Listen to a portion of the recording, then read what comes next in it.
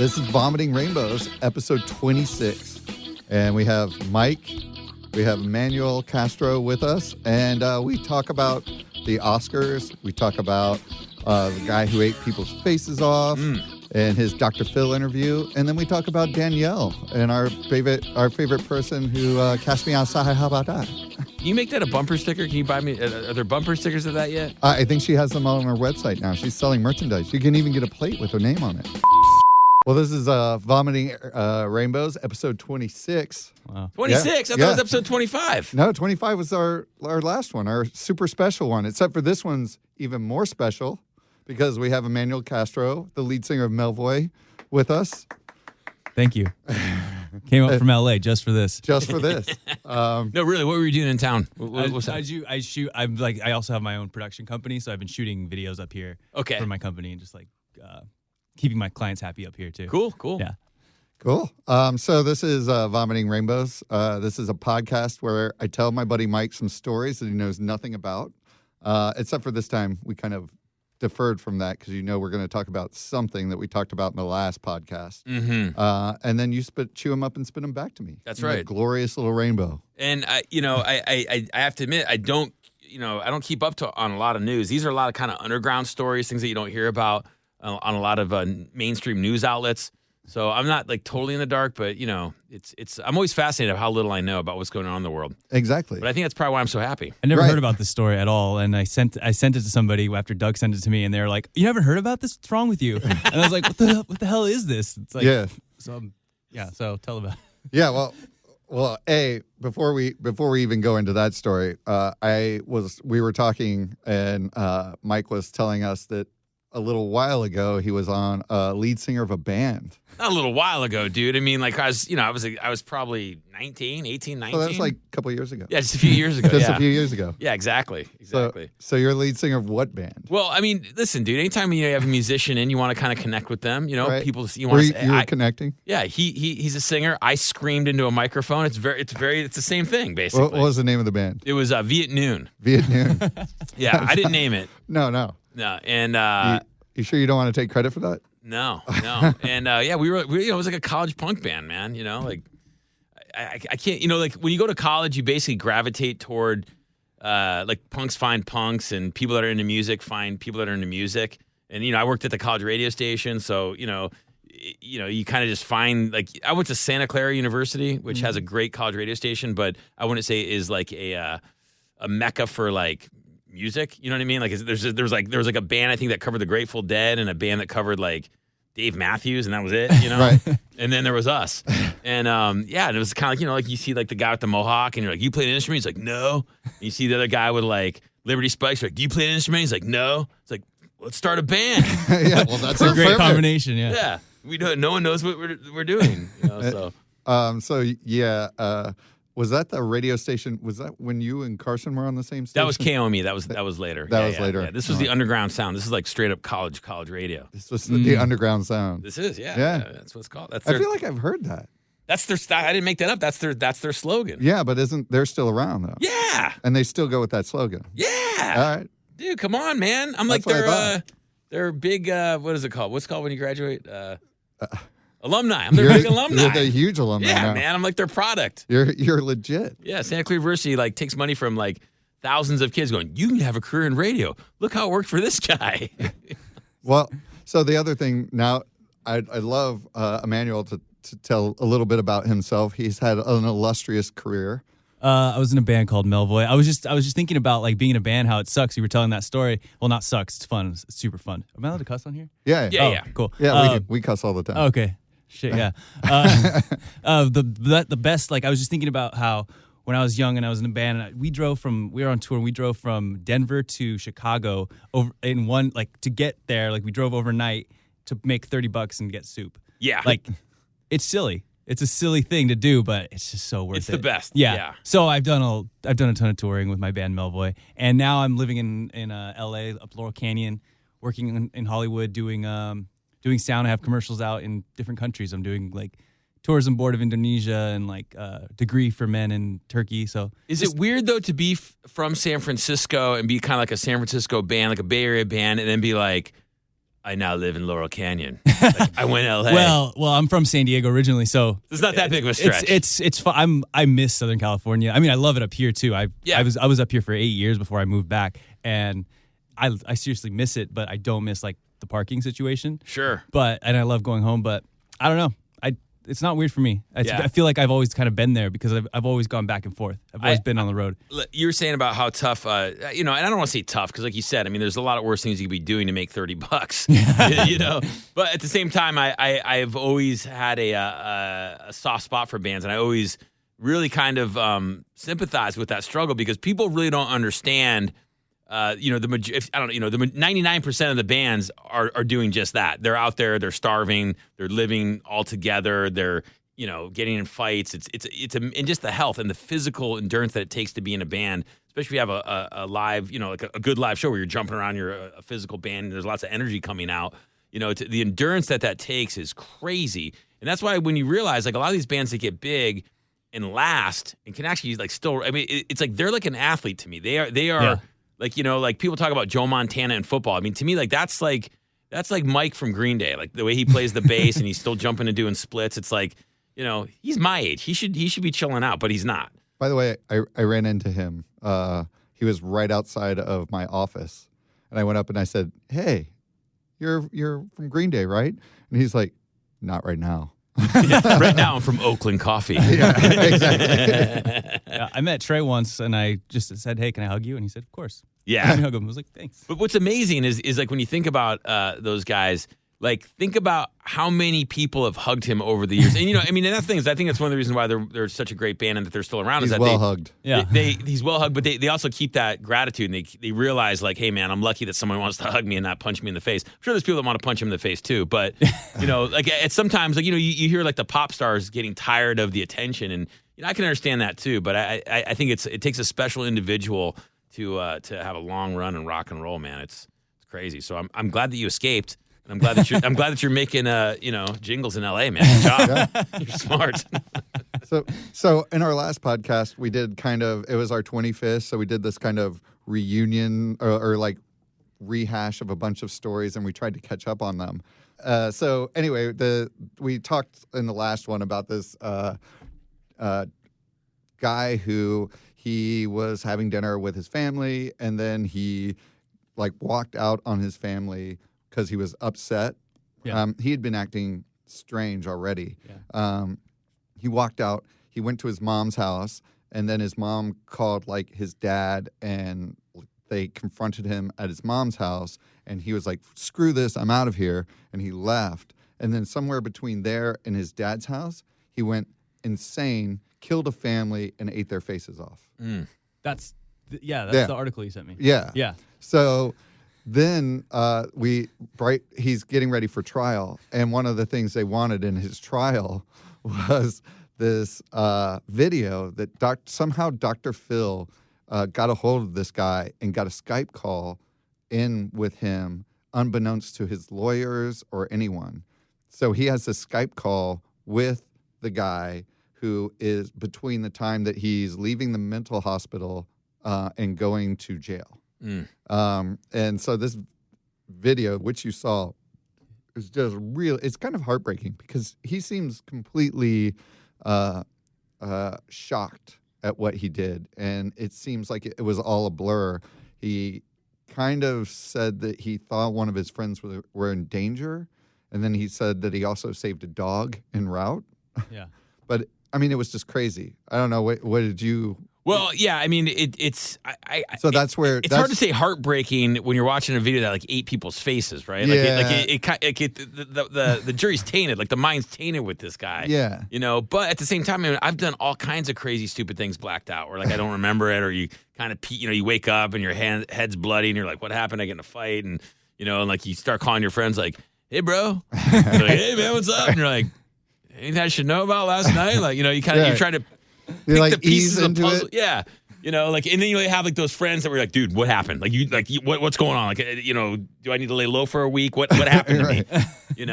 So I mean, I think things happen. It's just this story is so crazy. I mean, and the things that led up to it, like, and the parents' kind of negligence. I'll say it. When it's 2017 and your kid's like, I'm going to go walk to whatever's house, and it's 2 miles away. Like, no kid walks 2 miles nowadays. They Uber it, they Lyft it. But they're riding their bike. He's also in college, so You steal a car. Who walks? Yeah, 2 miles? Yeah. I don't know if that's necessarily a reason to like. Red flag if you're a parent. That's all I'm saying. Maybe he exercises, does that often. Maybe he's like a big fitness guy. And Maybe. Do you know anything about this guy? Well, the one thing that he is huge into fitness. He was a football player. Oh. He was like he has a whole bunch of videos of like how to get like jacked and all this kind of stuff on YouTube. But the other thing that was a red flag before this is his parents were already trying to get him. They had already had him under the care of a psychiatrist because they were really concerned about him. He had gone from this like really nice guy to extremely shut off and not talking to friends anymore and became really quiet. That's what they were referring to in the interview. So in the interview, Dr. Phill talks to him and he's like, were you aware that you were distancing yourself from your family and friends? And he was like, not really. See, there had to have been an event. That's the thing I'm saying. Like even if he kind of went, kind of in a psychopathic state, right? Like there had to be some event that triggered that. I just have a hard time believing that the way people are wired, like you just don't wake up one day and decide to eat people. Like, you know what I mean? Like there had to have been some type of collision. There had to have been some type of like event, something happened to him that caused some type of trauma that all of a sudden he's acting out on, even if it's subconsciously. Like maybe he's taking a bunch of drugs. And then all of a sudden he acts out on this kind of this trauma. But in the article they did say they found small traces of marijuana inside his system. So I think we should go that route now. Wacky weed. What do you make of it? I mean, like I'm sure you. I mean, when I first heard of it, I was like, well, obviously on bath salts. Then I read the article and was like, no bath salts in his system, none of that. So I'm like, well, this guy's obviously developmentally disabled or something. I mean, or possessed. Like I'm half Spanish. I went to an Indian reservation and spent the night there. I was attacked by demons. Like, I kid you not. It was like definitely some kind of night terror or something, but there was like demons attacking me, and I feel like they were coming back at me for my Spanish blood, whatever we did back in 500 years ago or something. Right. A lot of people don't know what the Spanish did, from the 1400s all the way through like the 1800s. Like people just, It's fine. Shh, be quiet about that. But now when you say you were attacked by demons, like held down. It's physically you felt it though. Physically, like I'm laying there and I just held down, like just attacked by. I mean, it's called something. It's like a trance called peyote, isn't it? Yes. Is that what we're talking about? Ayahuasca involved? No, maybe? it's called some kind of. Supposedly, it's super common. Actually, it's when you go to Indian reservations, this is common. No, it's just something that people feel all the time. Like people, right when they're falling asleep, a demon attacks them and holds them down. Yeah. So like maybe he thought he was being possessed by something. Well, that's what He did say that like he saw a dark figure that was calling to him for help, and he thought it was his friend, and he kept hearing his friend's voice in the distance, like telling him that he needed help. So he thought he was going to rescue his friend, and somehow he went from like a state of like kind of agitated because food wasn't coming fast enough at this restaurant to like sheer terror. Yeah. I mean, I don't know what causes that, but well, waiting for chicken wings, bro. Yeah, trauma. That's the trauma we're talking about. So this place does have all-you-can-eat ribs. We know about that. That if that doesn't come fast enough. Hungry. Don't you ever get hangry? Yeah. You get hungry and hangry? I don't know if I get hangry enough to go out and kill people and eat their faces off. Emmanuel, you've had to see this on tour. You're hungry. You're all splitting like a one Big Mac. You haven't eaten all day. Yeah, that bottle, that jar of piss that you piss in so you don't have to stop. It starts looking really tasty. You're like, and you start getting angry and irritated with everyone in your band. You're like, ugh. And you're in that one car that you've been in for 9 hours. Yeah, you turn into the Hulk, man. For a bowl of soup. And your friend starts eating an apple. I think the thing that's disturbing about this is you think about the range of emotions and you think about really like how we deal with that and how we process that and really what people are capable of. I mean, if what this guy's saying is true, like he was distanced, there was some kind of depression going on or whatever.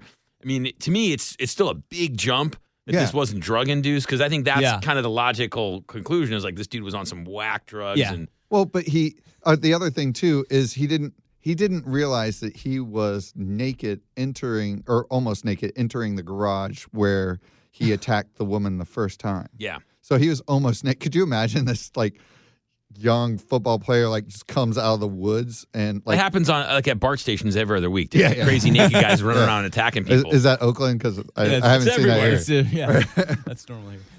But yeah, so he came towards her and then he went. I assume he killed her, and then after that he drank something in the garage, and this is something he said he's not allowed to talk about. I don't know if you remember. So in the video, he is very unwilling to talk about what he drank in the garage, but it inflamed his esophagus.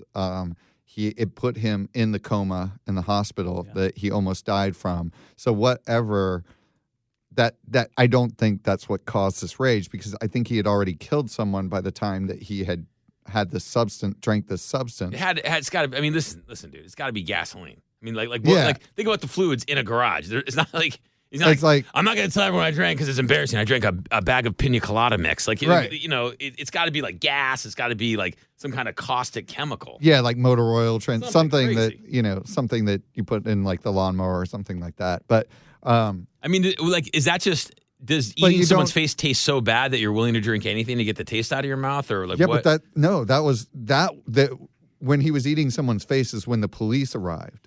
Crazy. And he had already stabbed. That's the weirdest call they've ever gotten, for sure. Where was this again? It was in Florida. Oh, well, maybe not. No. Yeah. I feel like this stuff only happens in Florida. Right. I mean, you that other zombie guy, the guy who like bath was on salts the guy. the bath salts guy who everyone knows who ate the guy's face on the bridge. Like what? Like that was probably not that far away. I just wonder too, like the guy, like the doctors that save this guy, like a guy comes into the ER and like what happened to this guy? Oh, he ate people's faces. Like maybe you're like okay, Yeah, maybe we won't try as hard on this like, guy. oh, I think I get a cup of coffee. Hold on, you know what I mean? Yeah. Like I don't know. Do you really go all out for the guy who ate people? Yeah, I think that was a tough one, but again, they had him under lock and key as well because everybody wanted a piece of him. My question is, what do you do with a person like this? Like say he's like, hey, I was blacked out. I don't remember doing any of this. I feel horrible. What do you do? It's so hard to say anything nice about him. I mean, I don't know. I mean, if he did it to my family, obviously I'd want him gone from Earth, Yeah. But as like a human who wants to see everybody taken care of, but how's he going to get through this? There's no him going back to society. Yeah. No, he has no. a taste for face. Yeah, exactly. That's his thing now. But the other side of this coin is he maybe just had a complete mental break from reality. But see, that's the thing that I think that's what scares me, because if this guy's just a normal dude and he has a breakdown, basically, like, he has a nervous breakdown, like, and that means like the potential for anyone to do something this crazy is like we're walking around with a bunch of time bombs, basically. Yeah. That's why I like to keep distance between me and you with a whole bunch of monitors. It's not that uncommon. Victoria, her friend from back home, his roommate came into his room, killed the other roommate, and then started sawing off his head and killed the dog. Like this, and like, whoa, was like a whoa, normal whoa, nice hold guy. on, hold on. Yeah, you have a friend. So my girlfriend's friend that she grew up with had just wrote her on Facebook randomly. Was like, I need to talk to you. Like, I need to tell this story, and just went on this whole tangent about how his roommate had killed their other roommate, killed the dog, and tried to saw his head off.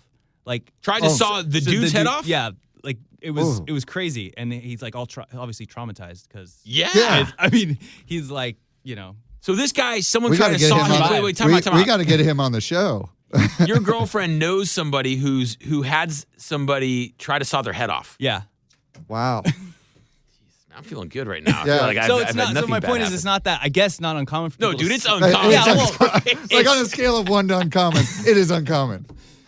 We all had those thoughts. But that's the thing. Like, so we've all Maybe had, I think I need a little bit of room between me and Emmanuel. yeah. I mean, we've all had dark thoughts, right? But I mean, like, and that's the thing. Like, maybe like when you have a nervous breakdown, you just, your brain just goes to that dark file and you just act out that. Yeah, but maybe I just can't. I feel like there had to have been some. I'm not saying that it's a justified reason. I'm just trying I'm to just saying. understand it. I feel like there had to be a substance of some kind involved. So this guy apparently, I mean, that's just from the story I remember. all he had done was smoke pot. This is your The other personal guy? story. Yeah, Maybe it's this pot. Maybe it's this pot thing. What is that strain of pot? I'm going to stay away from But pot. you're telling me the guy, the person, like your story about that cutting, he was high on weed. I don't know if he was high at the time, but I know he was. There was pot in his system, but I don't. Obviously, pot is not dangerous. Yeah. I'm not ever going to say that. Yeah.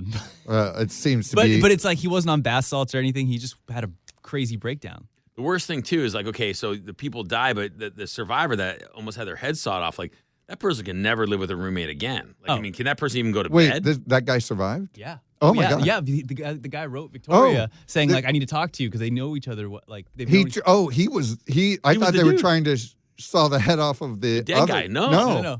What? Yeah, And you waking up like that? Yeah. Like your Oh, roommate fuck has that. a hacksaw. And Oh God. he's like hacking into your head, and you're like, "What are you doing, dude?" He's oh my all, God. "Ugh."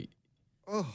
Yeah, that's We've unbelievable. heard some disturbing stories, and that gave me the chills. I know. Yeah. Anyway, so the point is that No, there's no any way from that. Yeah. It's horrible. We're not tangenting off of that. Man, Wow. this podcast is rough. Man. Yeah. Talk I about thought we were trying to go lighter. What happened to the lighter side of things? you sent me an article about. I know, somebody I know, chopping I off- know. eating I just like the somebody's fact that face. he's like, oh, I know someone like that had something like that happen to him. Yeah, man, happens all the time. It's pretty common. Yeah. Wow. Well, Upstate New York, Florida, same thing. well. Anyway, so that's brings us to the next story. Okay. Yeah, we're going to go to a news story, which is the "Cash Me Outside." How about that, girl? What? Are you familiar with this? No, I saw somebody posted that. Yeah. So.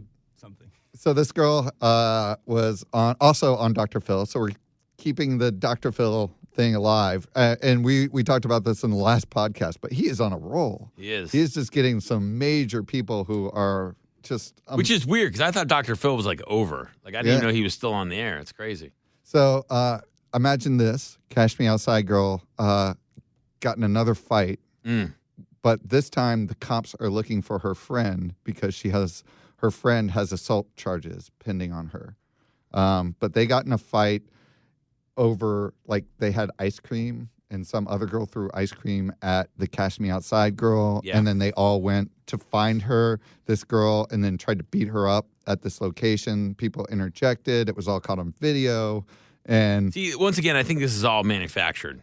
you think? I really do. I think this girl is and her mom. I think they're just trying to make her like she became a meme, and and they're just trying to springboard that meme fame into some type of substantial fame. And they're like, you got to keep getting into trouble. Who is this person? She's here. I need I need to get back on Facebook. There you Yeah. go. That's her. She's probably like what 13. She's got a 14? grill now. Yeah, she's got gold grills. So she's like a 15-year-old girl who's No. She's 13. Oh, she's 13. Okay, Yeah. whatever. 13, 14. She's a young girl, clearly troubled, looking for attention, not getting proper parenting, and she's like a street kid. Yeah, but 7 production companies are vying to get her reality TV. That's show. what I mean. Yeah. That's- That's why I don't believe a lot of even like the Oscar thing that happened the other day where like they read the wrong thing. Like I just don't believe that happens. That's too good to be true. Yeah, and they're like, oh well, no, because the envelope and this and that, and it's like, oh, it was the wrong envelope, and part of me is like, don't they like? I'm sure they don't put like they just do like winners in the envelope, and they probably right. just have one. It doesn't Like, say whatever her name is, La La Land's girl's name, yeah, Right. in the same envelope. There's Yeah. no way. No. They do it so people start talking about it. It's even infiltrated into this podcast. It has. Now we're talking about it. That's why they do this stuff. I'm so skeptical Yeah. as far as media goes nowadays. And we're going to touch on that subject. That's what I Yeah. think. That's our last topic is going to be. I'm not talking fake news. I'm talking manufactured Yeah. gossip Yeah, stories. no. Like when Jay-Z's, when Beyonce's sister beat up Jay-Z in that elevator, Right. and it's when their ticket sales were low, and then Yeah. their tour sold out like in the next day. Exactly. Genius. Yeah, It is and, genius. and it's kind of like when Lemonade and all that controversy, like all the controversy that they were going to get divorced before Yeah. that, and then Lemonade came out, and then they're like, fine, Yeah. right, Yeah. uh-huh. Seems a little. Yeah. I was on Summit at Sea, and the guy who does Alice Cooper's all of his stuff, like maybe management, that guy was saying that he actually brought up the Beyonce as an exact example of how he used to do this when they were not getting good sales. They would manufacture something like, oh, Alice Cooper was like on this cannon, the cannon exploded, and the cannon didn't do anything. Yeah. And then he's like, Alice Cooper's like recovering in the hospital, and they literally like took like some IV thing and like duct taped it to his arm, and he came out and like they pushed him out on stage in a wheelchair. Yeah. And he was like tried to decrepitly get up and be like, I'm gonna sing for you, the fans. That's awesome. Well, he also did that whole, And then the rest of his show sold out. the bat thing too was a fake bat. Oh, Yeah. was that Alice Cooper? That was Yeah, Ozzy. it was Ozzy, right? Well, Yeah. I think Alice Cooper, like his that Supermensch movie, he talks about it. Yeah, Supermensch. So Yeah. that's the guy that Supermensch is the guy who Yeah, talks. yeah, he did it for Alice Cooper. Oh, okay, He threw yeah, a fake bat on stage, and Yeah, that's the guy who spoke at Summit at Sea, and he was telling all these stories of how he manufactured shit all the time. Yep. To do that. Genius. Now, is that genius? Is it rock and roll? Does it matter? I don't think it matters. it matters. I don't think- think it does either.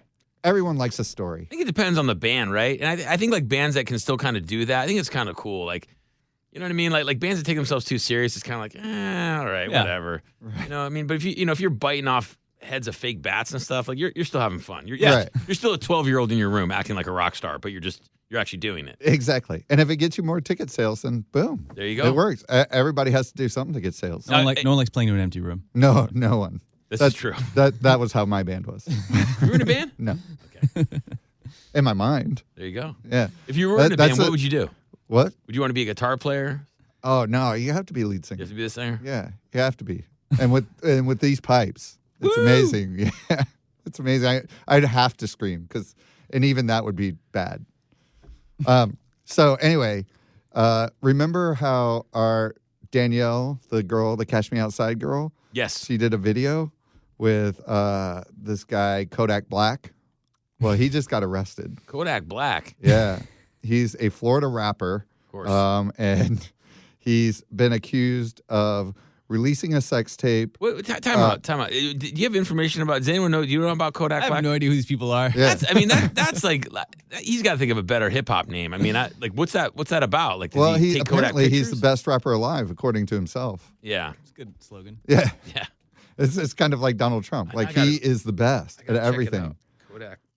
Yeah, so I'll probably love it. This guy's awesome. Yeah. so he spent time behind bars. He got charged with robbery, possession of weed, false imprisonment of a child, so kidnapping.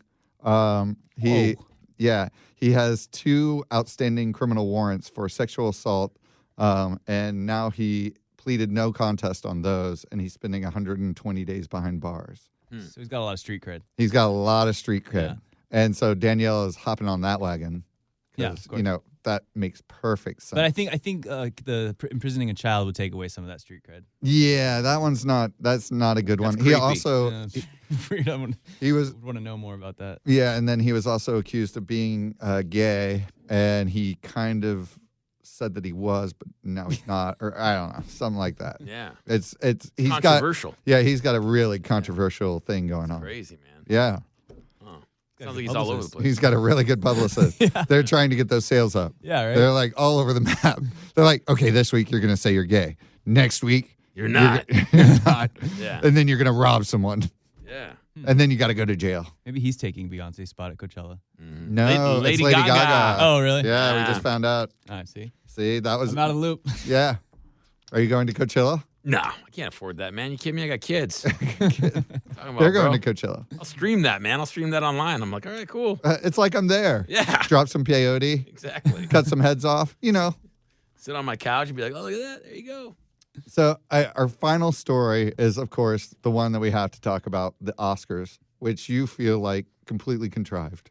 Well, I've heard multiple things about it, and someone was saying that it was actually like they just were passed the wrong envelope. The envelope was for like another award or whatever. I think that especially when it comes to award shows, it's just, dude, it's Hollywood, right? I mean, these are all actors. These are all people that manufacture this stuff constantly. Their whole life is a story, and I guarantee you, they want something to talk about. They want, think if that didn't happen, what would people talked about? Nothing. Right. Nothing. So, these people that produce these award shows, they go, okay, we need to have something happen. I mean, even at the Grammys, when Adele stopped singing, I bet that was all planned because the year before she stopped, remember? And it's just, Yeah. it's all these things are talked about and planned meticulously and rehearsed. And, I mean, maybe Warren Beatty didn't know he was going to get the wrong envelope, but I guarantee you some producer did. Right. Well, and it could even be one of those things where, like, 3/4 into the show, they're like, dude, nothing has happened. Everything is just going too smooth. Like, we need a little something to happen here. So, and they looked at the guy and they're like, dude, do the envelope switcheroonie. Well, they didn't announce this until yesterday, but they had these huge towers behind as part of the backdrop for the Oscars. And just before Jimmy Kimmel walked off stage, I think for like water or something like that, and the two huge towers fell onto the stage, and nobody got hurt, thank goodness. But if anyone, they were huge wooden things. Yeah. It took cranes to get them back up. Are they thinking this was an assassination attempt? For Jimmy Kimmel? I don't think so. But no, it was, I think a part of the floor accidentally lowered. Somebody was... Yeah, and it knocked the things down. So that was how it started. And then they started tweeting about like shit that went wrong all throughout the Oscars.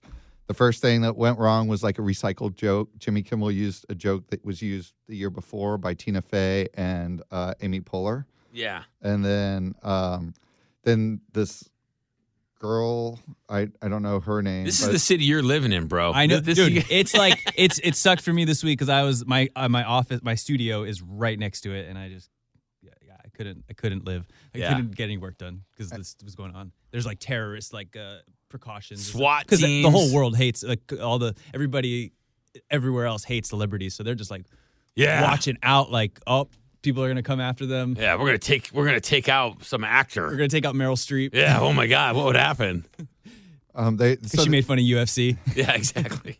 Then there was a girl who was doing a performance. She was the Mona star, the Disney princess. Oh yeah, I saw that. Yeah. She got 16 years old. Yeah, she got hit in the face by a flag and just kept going. Like they were spinning flags around her, and somebody. Well, she's 16 years old. She should be able to take a little pain, man. Yeah, I mean, she handled it kind of like a boss and just kept going. This is the weird thing. So I didn't watch a lot of it, but I saw that performance, and somehow like my wife knew everything about that girl. She was like, "Oh my God, did you know that she was 16 and she was the last person to try out for the thing, and she was unknown, and now she's this and this?" And I'm like, "Really? Like, how do you know that?" She's like, "Oh, like I'm like, what movie is this? What are you talking about?" You're like, I don't know. But now I know it. What movie is it? Mona. Oh, okay. Yeah. Moana. Moana. Oh, Moana. Yeah. Moana. With The Rock. Yeah. I don't know. Yeah, it's like an animated thing. Yeah, I'm sure it's Disney animated. Movie. Yeah, Disney. Yeah, right. Disney. I'm just glad that La La Land didn't win. I didn't watch the Oscars, but I felt like La La Land was this movie where they just patted each other on the back for being like Hollywood. I thought it was the worst movie I've ever seen, and I like the actors. I thought they did a great job. Right. But I just thought it was the worst directed. Like me and my friends looked at each other. We were there watching it, and we looked at each other like, "Am I crazy, or is this the worst movie ever?" And we all agreed. And I did not like it. But everybody else around us was like, "No, it was magical," and we were like, "They're like, are we from space? Are they from space? What the hell's going on in this? Like, what's wrong with us?" And half the group that I went to go see it with loved it. Yeah. And I felt like special because I didn't Oh my understand. God, that's so refreshing to me because I felt like I was alone. I was alone. I felt like I was alone. But I did not. At the end of it, I was like, why is everyone raving about this? We went and looked up articles, and we were like, oh my God, we're the crazy ones because every article is like, this is the best thing ever. We watched the YouTube videos like, this is the best, and we were like, all right, we're definitely crazy. We definitely must be insane. Yeah, it's weird. It's weird when you watch a movie and like you don't get the magic of it, and everyone's like, oh, that's amazing. Like, wow, I feel so inspired, and you're like, really? I kind of like Passengers though, and it got panned. Did you see that one? No, no. Oh. Yeah, it got banned. Oh, I was like, what? It's totally illegal. You can't watch it anymore. But yeah, I thought it was a good movie. So you think the Oscar snafu was organic? You think that was a real I think it was up? organic. I think what really happened is they had another copy of the envelope. Someone handed it to him by mistake. He noticed that it was a mistake. Warren Beatty noticed it was a mistake and was trying to figure out how to gracefully handle the mistake so he could get another envelope. And then what's her name grabbed the envelope from him, or he handed it to her, and she went straight under the bus on that one and was just like, yay, La La Land. And it was over. That's got to suck for those guys. Yeah. Oh, yeah. Yeah, I mean, they have this illustrious, like, long career of everything, and like they're going to be known as the people who gasped. Such a long time coming.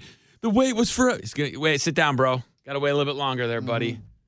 Yeah, and then the other one was the in memoriam error. Did you hear about that one? No, but the fact that they didn't do a whole thing on Bill Paxton, to me, was like, that just goes to show you how lame that award show is. You know, Coconut Pete, Club Dread. They said in memoriam, and so for somebody who's still alive, right? Yeah. Isn't that what happened? I heard about that. Well, they got the wrong picture. Oh. So they did an in memoriam, and the lady saw her picture up there, and she was like, I work with her, but I'm not dead. Huh. She said it was literally shocking. She was like, I'm not dead. I mean, but yeah, see, then again, like I have a hard time. Like I've done like TV stuff, and it's meticulous. I mean, like especially production that big, they have like people looking through everything over and over and over again. Like it's just. I agree with you. Yeah. I think that I like You conspiracies. think the fix is in? Yeah. All right. I like conspiracies. All right. Yeah. Go down Well, that It's okay though, Doug. Believe what you want. Yeah. well, It's okay if they're pulling the strings and treating you like a puppet. It's okay. As long as you're having fun. I am having fun. So there was that, and then the other thing is, if you saw Jimmy Kimmel, did you see him last night? I did not. No. So on the Jimmy Kimmel show, he was like, "Well, because of these errors, now according to the rules of the Oscar committee, we have to go out and kill that lady." So I thought Jimmy Kimmel did a good job. He's all right. Yeah. I didn't see any of it. I just watched the highlights. the gaff. Yeah, he's all right. I don't have time for that. I love Jimmy Kimmel. I Man Show. I just remember that. Him and Adam Carolla, right? Yeah. I always gotta love him. You know, it was like Yeah, that was great. That was the best part of my childhood. The Man Show. That's awesome. The Man Show. I love. That was the one where they opened up in the opening, or was it the opening or the credits where girls they were jumping just on trampolines. Girls on trampolines. That was. I mean, it was genius. Teenage boy. I was. Yeah, you were like all over that. My mom let me have a TV in my room and watch reruns of that all day. Yeah, we don't want to know. Put a VHS in there, Right. and like just record that part over and over. You're telling us too much right now. Yeah, man. exactly. Hold on. Yeah. So that's our episode. That's awesome. The whole shebang. We thank you for listening to our episode. We are on We Vomit Rainbows on all social media, Facebook, Twitter. We're live streaming right now, and we have our little fisheye on there, so it looks really weird, but we're high quality. Is it making my head look like extended, like it's all warped? Probably. It's Awesome. knowing our luck, it's probably not even working. Yeah, so this is it's true. Good. But and then please rate, review on us on iTunes, Stitcher, and Google Play, and send us email, comments, anything to Mike Nelson. Yeah, exactly. To contact at wevomitrainbows.com. And Emmanuel, is there a place that people can reach out to you and keep in touch with you, or have you built a wall now that the band's kind of? I do. So now is the band's done, or is it kind of on hiatus? No, the band's done. I've been doing. I don't really do any social media or anything like that. I just kind of build my business through contacts and stuff like that. Got it. Kind of don't really have a website like that. It's all like, hey, I'm doing this. Well, now. you do have an Instagram. I do have an Instagram. It's Vida de Castro. Yeah, Vida de Castro. I gotta follow you on Instagram now. We Vomit Rainbows is following him now. Awesome. And I'm gonna follow you guys back. Yeah. Thank you so much. I love you guys.